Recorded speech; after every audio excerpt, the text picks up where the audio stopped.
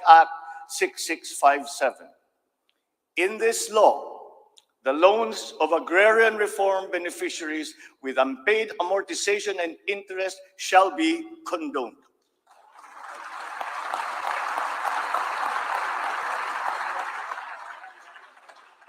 Layunin ng batas na ito ay burahin ang hindi mabayarang utang ng ating mga magsasaka na benepisyaryo ng agrarian reform. Agrarian reform beneficiaries who are still to receive their awarded land under the Comprehensive Agrarian Reform Program shall receive it without any obligation to pay any amortization.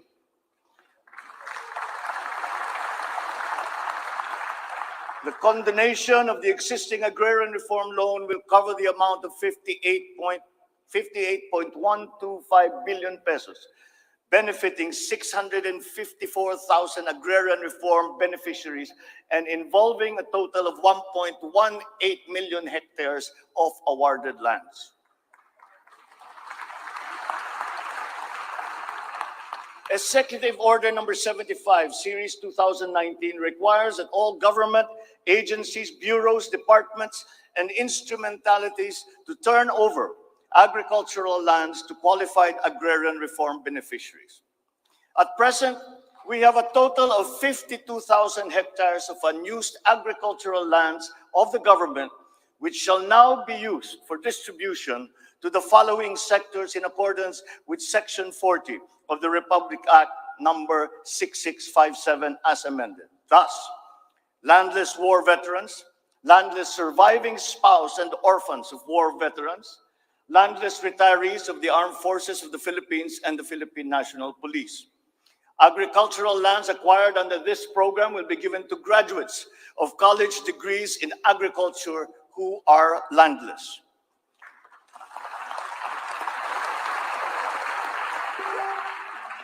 The call of the times is for the infusion of fresh and new blood in the agricultural sector. We need a new breed of farmers equipped with modern agricultural technology able to engage in sustained scientific farming that will not only increase farm yields, but also resilience in the face of climate change.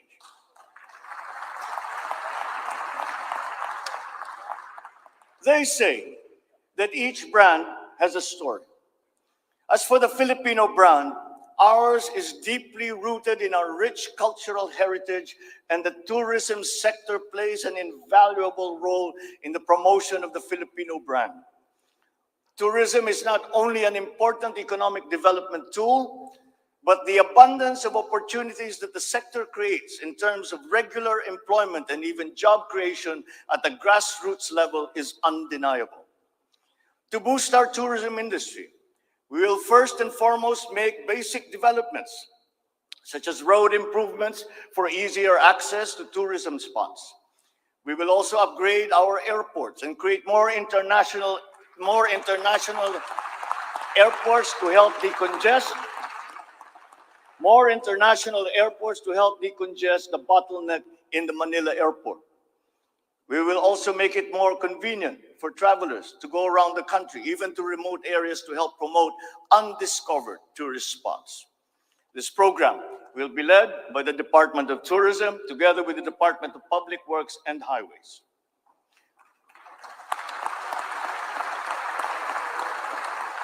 To foster the Filipino brand is to spark our sense of pride and reaffirm our strong sense of identity. It is time to welcome the rest of the world with an enhanced Filipino brand that is unique, attractive, and creative. The creativity of the Filipino is truly world-class. We excel in arts and culture, new media, live events, avenues which generate primary and downstream jobs for our creative and talented countrymen. Unfortunately, ang mga hanap buhay na ito ang unang pinadapa ng pandemya at ang pinakahuli namang makabalik sa normal. The creative industry likewise faces many challenges, including workplace conditions, working hours, intellectual property rights, and the welfare of our beloved freelancers who were left vulnerable during the height of the pandemic. We require an institutionalized creative industry that will advance the interest of its stakeholders. Sila na nagbibigay ng kaluluwa at pagkakilala sa ating pagka-Pilipino. Protektahan natin sila.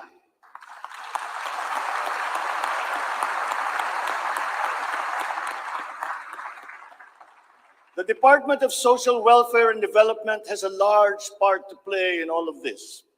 Magpapatuloy ang ating pagkalinga sa ating mga kababayan na lubos na nangangailangan. Hindi po natin sila pababayaan. Mangunguna sa pag-aagapay sa kanila ang Department of Social Welfare and Development. Utos ko sa DSWD ang mabilis na pagtugon sa pangangailangan ng mga biktima ng kalamidad at mga iba't ibang krisis. Ang mga field office nila ay inatasan na maagang maglagak ng family food packs at non-food essentials sa mga LGU, bago pa man manalasa ang anumang kalamidad. Magdadagdag tayo ng mga operation center, warehouse at imbakan ng relief goods, lalo na sa mga malalayong lugar na mahirap marating. Titiyakin natin na maayos ang koordinasyon ng DSWD at Department of Human Settlements and Urban Development nang sa ganon, madali ang pagpatupad ng Emergency Shelter Assistance Program para sa mga biktima ng kahit anong kalamidad.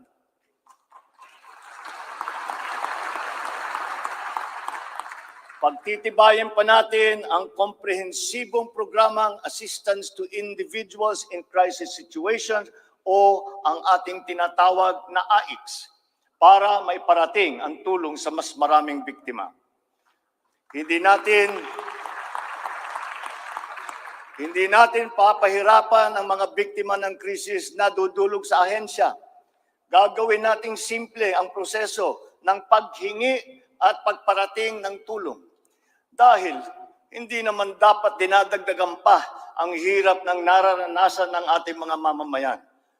Upang matiyak na mapupunta sa kwalipikadong mga pamilya ang tulong na pamahalaan sa pamamagitan na 4Ps o Pantawid Pamilya Pilipino Program, titiyakin natin na malilinis ang listahan ng benepisyaryo.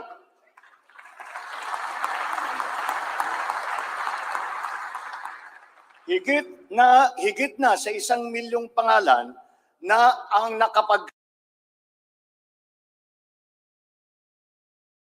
Nagagalak akong mabatid na sila ay nakakatayo na sa kanilang sariling paa.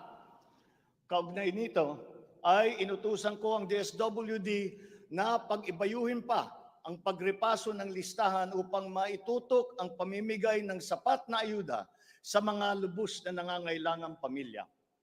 Magpapatuloy ang supplemental feeding program para sa mga bata sa child development centers at supervised neighborhood play at lalo pa nating palalawakin sa taong 2023.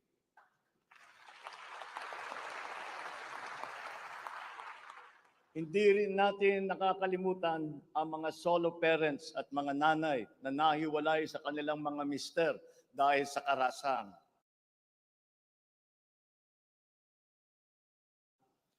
Pagtitibayin natin, tiyakin natin na sapat ang pondo sa halos 70 residential care centers at 7 non-residential care centers para sa vulnerable sectors at persons with disabilities na sumisilong dito. Sa ating sitwasyon ng pangkalusugan, nariyan pa rin ang banta ng COVID-19. Lalo't may mga nadidiscovering bagong variant ng coronavirus. Pero hindi na natin kakayanin ang isa pang lockdown. Wala na tayong gagawing lockdown.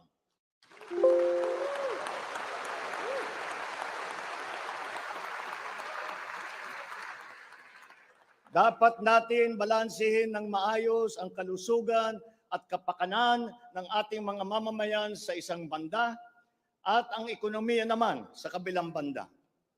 Nakikipagtulungan ang iba't ibang ahensya ng pamahalaan sa pag-monitor sa mga COVID-19 hospital admission upang makatiyak tayo na may sapat na kapasidad ang ating healthcare system at maiwasan ang pagsipa ng bilang ng nagkakasakit. Patuloy din ang ating vaccine booster rollout para sa ating pangkalahatang depensa.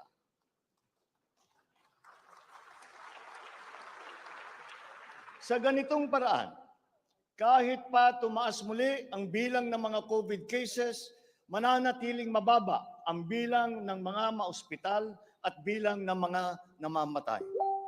Sa pamamagitan nito, unti-unti rin tayong masasanay na nariyan ang virus pero hindi na seryoso ang banta sa ating buhay.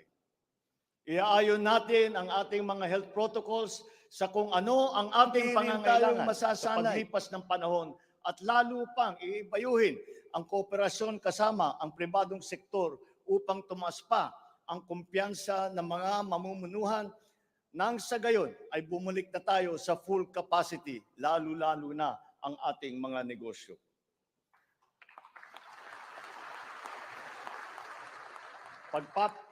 Pagbubutihan pa natin ang pagpapakalat ng tamang impormasyon ukol sa COVID, kasama ang kahalagahan ng bakuna.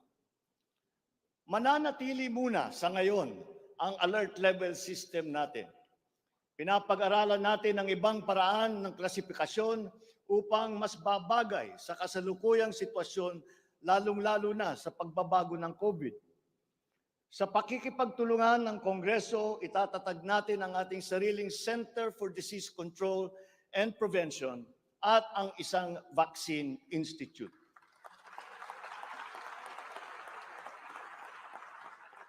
Magtatayo tayo ng dagdag na mga health center at ospital.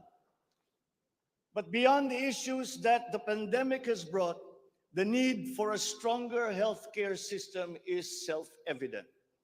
We must bring services, medical services to the people and not wait for them to come to our hospitals and healthcare centers. Napakinabangan natin ng husto ang malalaking specialty hospital gaya ng Heart Center, Lung Center, Children's Hospital at National Kidney and Transplant Institute. Kaya maliwanag na hindi lang dapat dito sa National Capital Region kundi maging sa ibang parte ng bansa.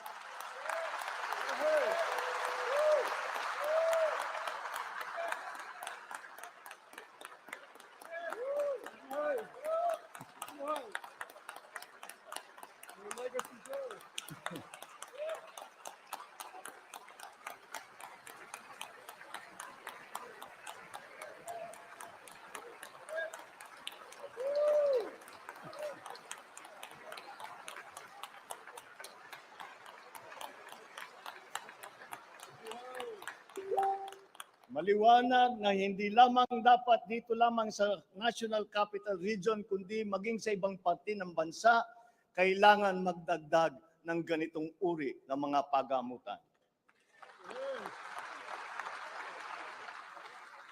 Bukod dito, upang mailapit natin ang healthcare system sa taong bayan, nang hindi sila kailangan pumunta sa sentro ng kanilang bayan, lalawigan o region, ay maglalagay tayo ng mga clinic, mga RHU, na pupuntahan ng mga doktor, nurse, midwife, medtech, 1 beses, 2 beses sa 1 linggo. Nang sa ganun, magiging mas madali sa may karamdaman na magpapagamot nang hindi na kailangan magbiyahe ng malayo.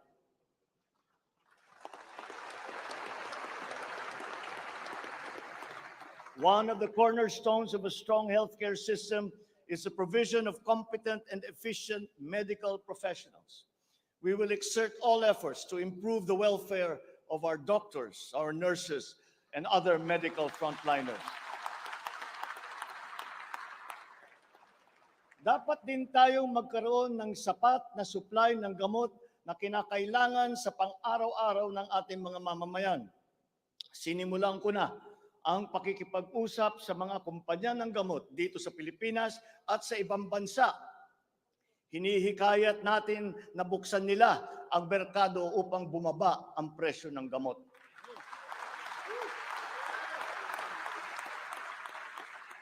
Halimbawa, kung mas marami ang mas murang generic o hindi branded na gamot sa merkado, mas bababa rin ang presyo dahil sa kompetisyon.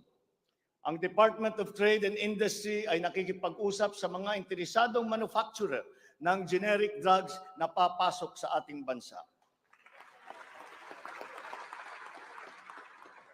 Inuutusan ko naman ang Philippine Competition Commission na pantay-pantay dapat at walang kartel sa hanay ng mga pharmaceutical companies.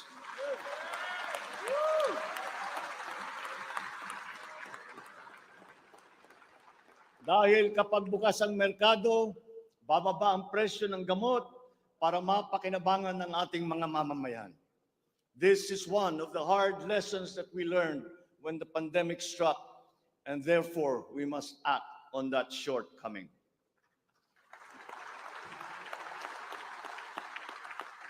In the educational sector, I believe it is time for our children to return to full face-to-face classes once again.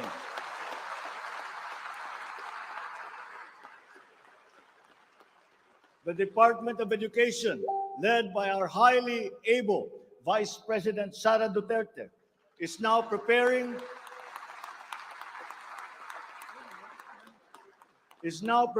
for its implementation in the upcoming school year, with utmost consideration for the safety of students, as we are still in the middle of the COVID-19 pandemic. We must ensure that our classrooms are safe for teachers, for students, and the entire academic community when they return to face-to-face classes. We continue to encourage everyone to get their booster shots in preparation for the resumption of in-person classes. This is one of the reasons I have directed the Department of Health and the Department of Interior and Local Government to undertake another rollout of booster shots.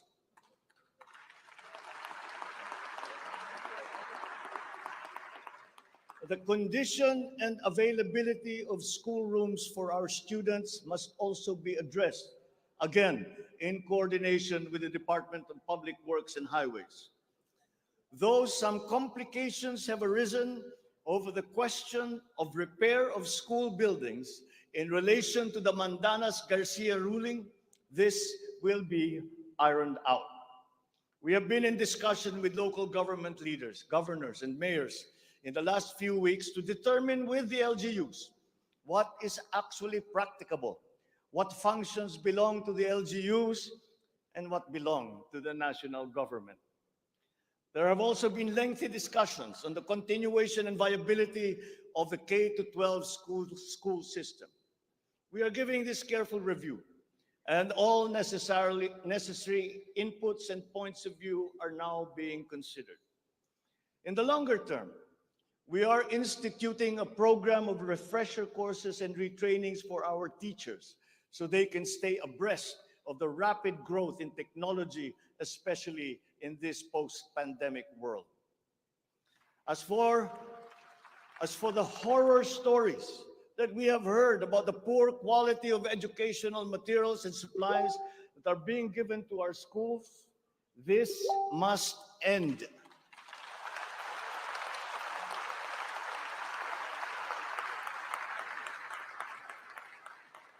Our children must always be equipped with the best that we can provide. Ang edukasyon ay ang tangi nating pamana sa ating mga anak na hindi mawawaldas. Kaya anumang gastusin sa kanilang pag-aaral ay hindi tayo nagtitipid. Hindi rin tayo nagtatapon. And once again, I am not talking about history or what is being taught. I am talking about materials that are necessary for effective teaching in this day and age. Children now need connectivity to the internet. They need devices to use. They need computers, educational tools.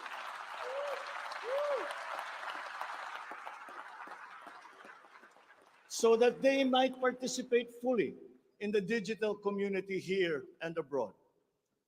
We must do better in the international rankings, especially when it comes to the so-called STEM subjects: science, technology, engineering, and mathematics. These skills, this knowledge, are necessary for our young people to be able to compete in a highly technological and competitive world.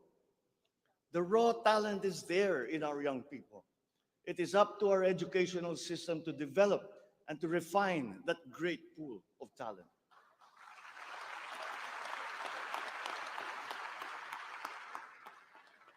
Foreign employers have always favored Filipino employees because of our command of the English language. This is an advantage that we must continue to enjoy. The internet has now become the global marketplace, not only for goods, services, but also for ideas, even extending to our own personal interactions. And the language of the internet, for better or for worse, is English. Therefore, the question of our medium of instruction must be continuously re-examined to maintain that advantage that we have established as an English-speaking people.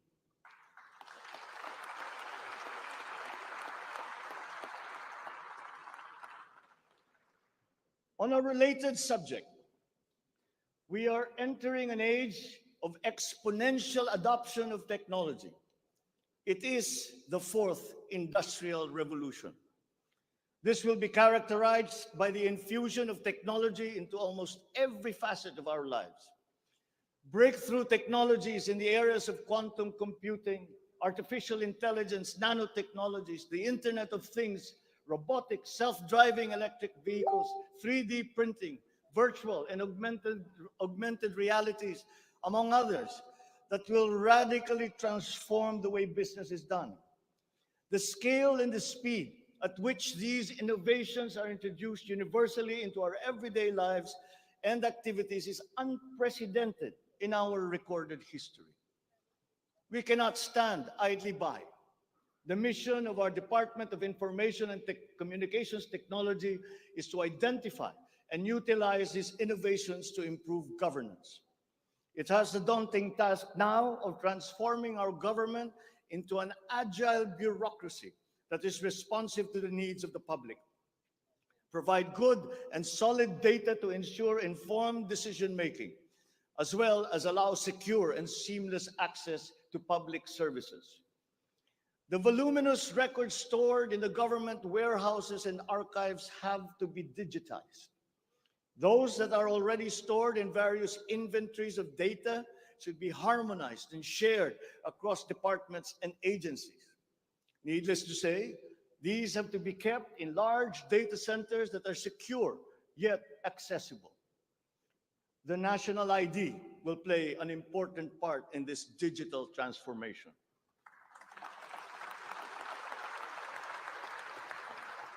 For citizens to be able to seamlessly transact with government, their identity must be easily verifiable.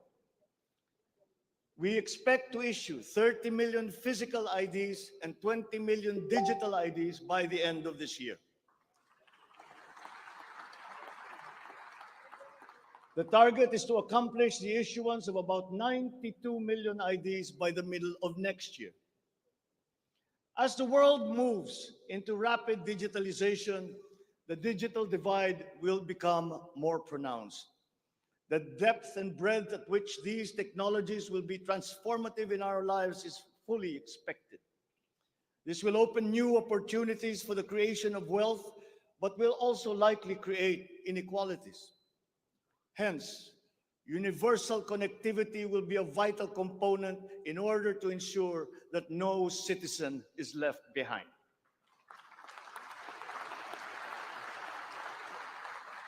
I have therefore tasked the DICT to deploy digital connectivity across our various islands. This will be done through the implementation of the National Broadband Plan, the Common Tower Program, connecting our geographically isolated and disadvantaged areas via our Broadband ng Masa project.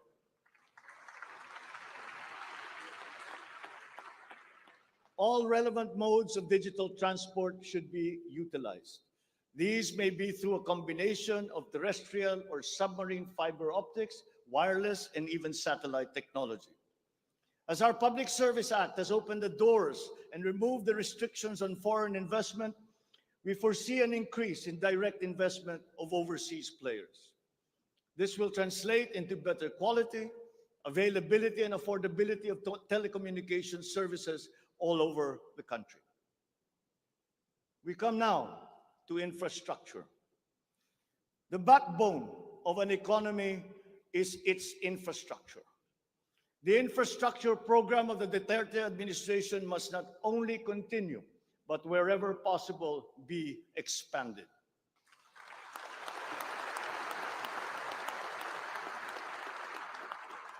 We shall confidently build on this firm foundation established by my predecessor, as it is in building an edifice. We must keep the momentum and aspire to build better, more. Necessarily, infrastructure development will remain a very high priority in our drive for growth and employment. Once again, I will not suspend any of the ongoing projects, as those have already been shown to be of benefit to the public that they serve.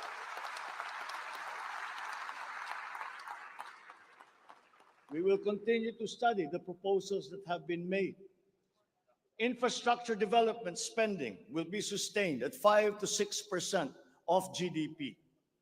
The planned expansion of infrastructure projects, I believe, would be possible if we continue to encourage the participation of the private sector in the development of our programs. Public-private partnerships, or PPPs, hold great potential for that expansion, for infrastructure development, and for innovation. Our infrastructure development is of primary importance, as it is a necessary element to improve many other sectors, to include agriculture, tourism, general economic activity, and even to governance. It is my belief also that we have missed some great opportunities to develop our rail transport system. It is clear in my mind that railways offer great potential, as it continues to be the cheapest way of transporting goods and passengers. We can build upon already existing lines by modernizing these old railway systems. There are dozens of railway projects on the ground, above the ground, below ground, not just in Manila, but in other regions, at various stages of implementation and with a combined cost of 1.9 trillion pesos. This administration is committed to finish building the current portfolio of investments, approved railway projects such as the North-South Commuter Railway System, the 33-kilometer Metro Manila Subway Project, the 147-kilometer North-South Commuter Railway System, the 12-kilometer LRT-1 Cavite Extension, the 23-kilometer MRT-7, and the common station that will connect LRT-1, MRT-3, and MRT-7. And beyond NCR, larger scale railway systems like the 102-kilometer Mindanao Railway Project,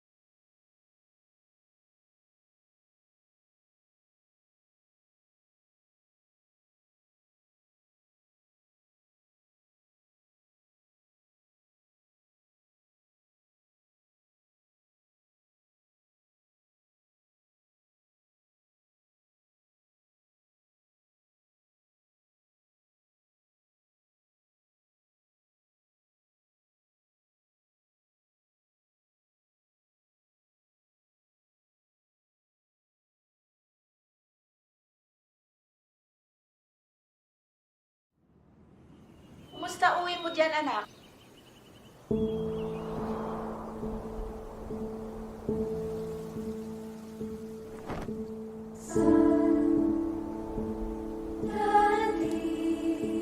Ang mga salita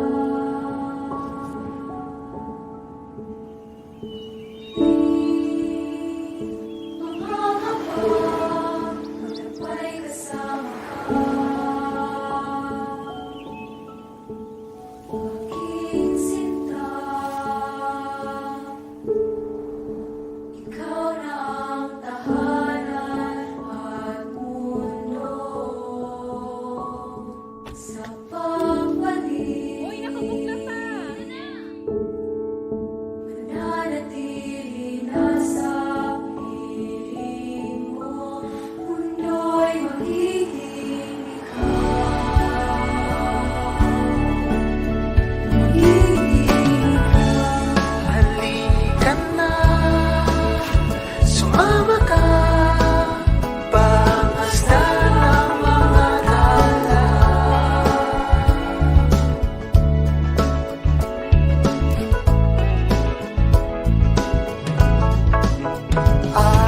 Aking sinta, ikaw na ang tahanan ng mundo. Sa pagbalik,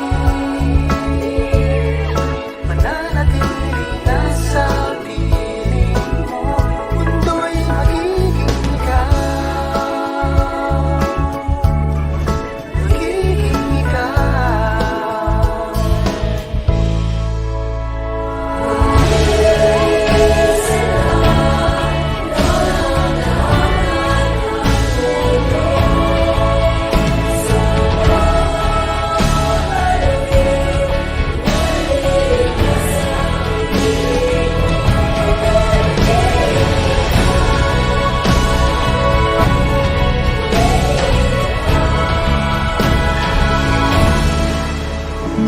Limutin na mo.